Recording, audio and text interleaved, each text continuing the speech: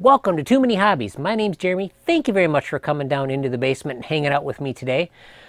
What I've got is a collection of stuff that I picked up at an estate sale. And the lesson for today's video is tell everybody you know your passions. Like if you collect trains, let everybody know that you collect trains. Because I would not have known about this estate sale had my boss not told me. He basically said, "Hey, Jeremy, are you going to be going to this estate sale?" And it's like, "What estate sale? What are you talking about?" And he says, "Oh yeah, they got a lot of trains. You might be interested." Bing! I definitely was interested. Uh, Here's a shot of when I was waiting at the thrift sale, estate sale. I did not get there really early because it's like, hey, I wanted to get there before it opened, but I was number 77 in line, and I didn't think I was going to come up with anything. But I said, hey, it is what it is. If I don't come away with anything, it's 100% okay. I didn't get mad or depressed about it. I just said, let's just do it. So I stood out in the cold, freezing cold. Granted, 30 some degrees, not super cold, but I should have worn a bit of a heavier jacket. But basically, I was standing there and wasn't too long. I mean, maybe half hour or something like that. And I thought, of course, everybody was there to buy trains, but obviously not the case. They had some other stuff there, of course. And when I got there, about half of it was gone. I think I got some other pictures I'll put in here. But basically, I was just kind of standing around, going around the table. I had a few things. I had some of the American Flyer stuff. And I think I might have had an engine here, maybe this engine. And it's like, okay, yeah, very happy with what I got. Not a problem. And then I was sitting there or standing there walking around, and I heard some kind of commotion. And turns out one of the persons that got there super early was pissed off that they didn't take credit cards, and pissed off that he had to stand in line and not go to the front of the line to get checked out and stuff. So he ended up putting his stuff back, and it's like, well, hey, my lucky day. Unbelievable.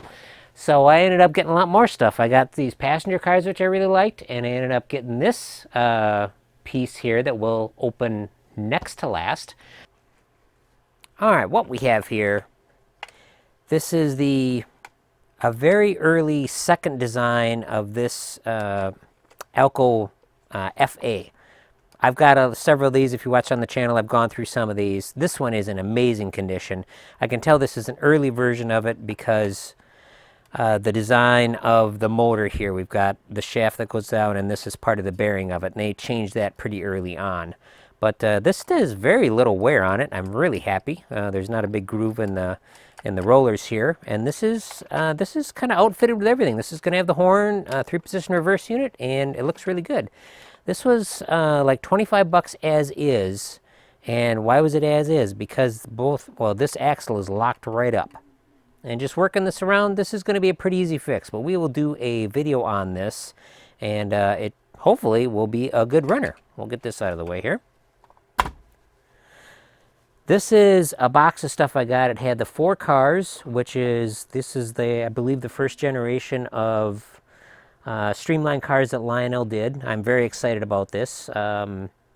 Ever since I saw, was it RBP Trains there, had one, and he liked those kind of cars, and he had a more modern design, but it's like, those are really cool. I hadn't seen those before, and now I own a pair, or a set, so that's really cool. This was in that box. This is just a crane car. You can tell it's an older design because while it has knuckle couplers, they have a little coil on them, so each one's remote, so that really dates it to the early 50s. And I've got a book that shows exactly what date this is, but that's okay. This is definitely a good restoration project, or restoration. Definitely a little worse for wear, but it's not beat up, so it's pretty cool. Let's move this in. Now these are kind of what I'm excited for. These are, again, a little beat up, but they'll be good projects and shouldn't be too difficult to work on. Let's see, what do we got? Maplewood, Chatham, and another Chatham here, and then Hillside, which is the observation. So that's pretty cool. Those will look really good behind the Alco, or a steam engine too. Here's some of the American Flyer stuff I got. Now, I probably overpaid a little bit on these, but my thing with these is this is a really nice condition car. It's not all scratched up and everything. Yeah, we got a little corrosion on the bottom, but that's kind of common. But I've got kind of a personal connection to this. My dad, and I've got, you'll see once I get the stuff out later this year, my dad had some of these, and now I have them, and they are in beautiful condition. So these will be fun to clean up and whatnot. And I just like, these are called New Haven cars. From what I understand, they're patterned after Day Coach, just all seating. So I like these cars.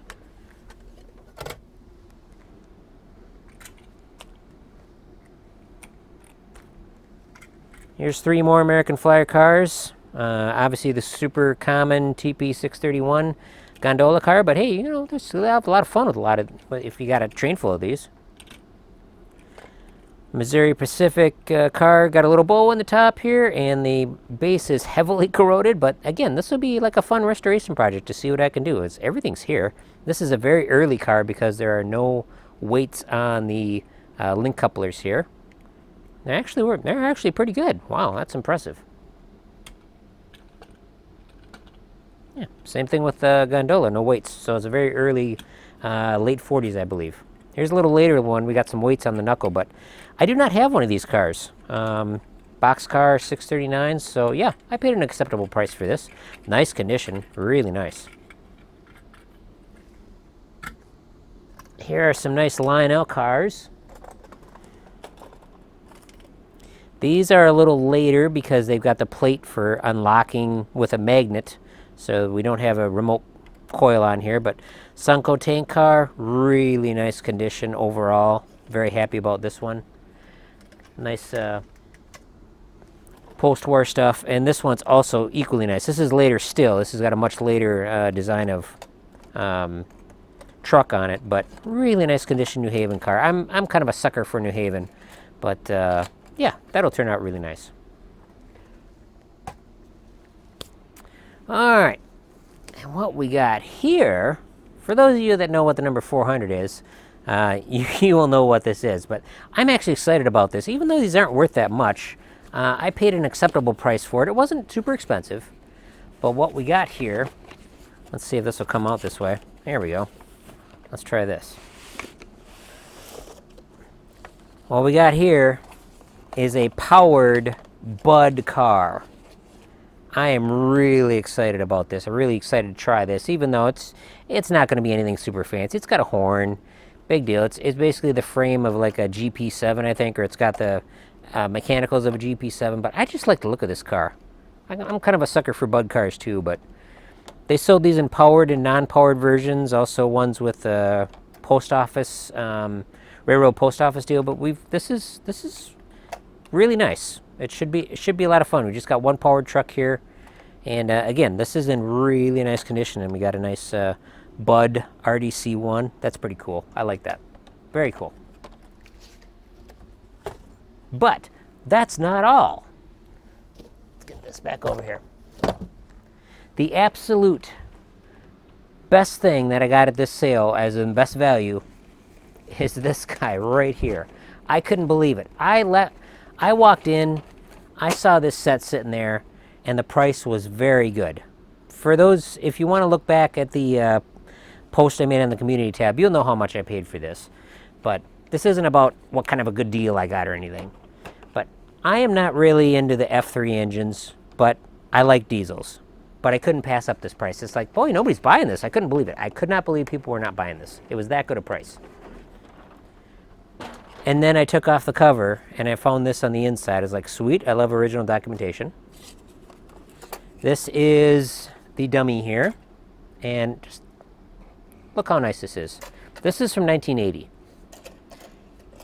You know, everything looks great there.